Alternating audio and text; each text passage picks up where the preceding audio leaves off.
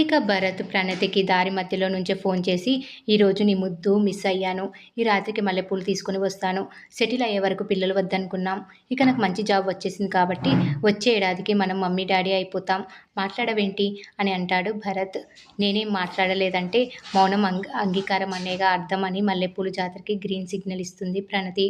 మనకి పిల్లలు పుడితే మనకంటే మీ అమ్మగారు ఎక్కువ సంతోషిస్తారు అని అంటుంది ప్రణతి. మా అమ్మకి ఇచ్చే పెద్ద గిఫ్ట్ అదే ఆ ప్రణతి.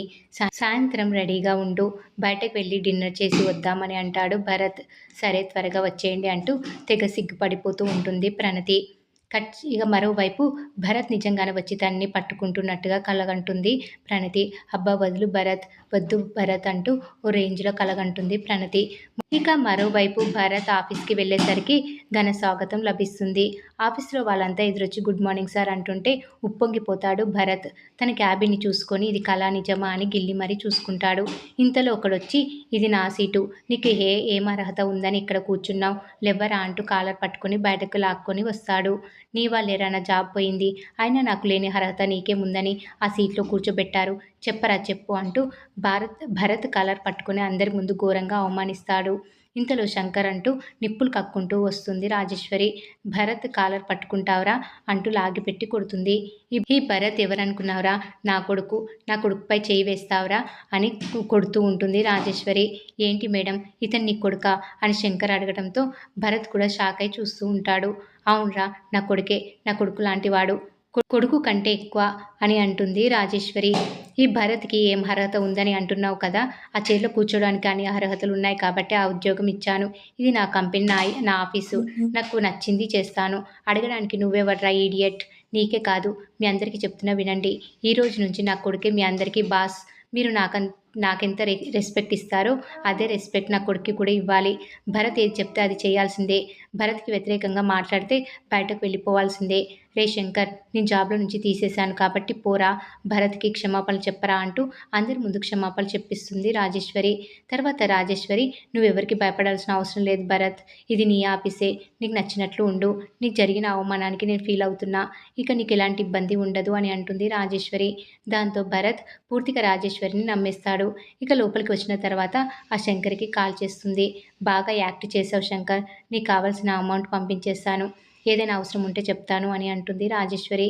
ఇక పిఏని పిలిచి, జాయిన్ అయిన తొలి రోజే భరత్కి నా పట్ల మంచి అభిప్రాయం ఏర్పడేటట్టు చేశాను, ఇప్పుడు నేను ఏం చెప్తే అది చేస్తాడు అని అంటుంది రాజేశ్వరి.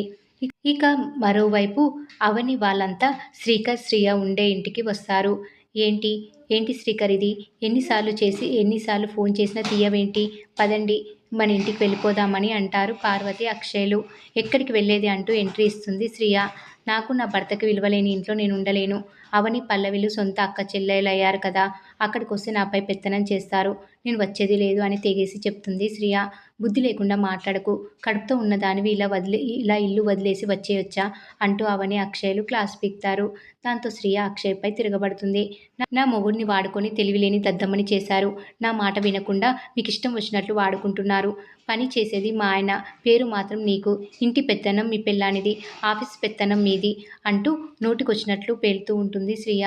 దాంతో అవని, నా మొగుడి గురించి మాట్లాడితే మర్యాదగా ఉండదు, నేను నిన్నొక్కలా పల్లవిని మరోలా చూడను, నువ్వేదేదో ఊహించుకొని మాటలంటే మర్యాదగా ఉండదు అని వార్నింగ్ ఇస్తుంది. దాంతో శ్రియ, అక్కడ నీ పెత్తనమే ఇక్కడ నీ పెత్తనమేనా, మర్యాదగా ఇక్కడి నుంచి వెళ్తారా లేదంటే పోలీస్ కంప్లైంట్ ఇవ్వమంటారా అని అంటుంది. దెబ్బతో అవని వాళ్ళు మొత్తం వెనుతిరుగుతారు.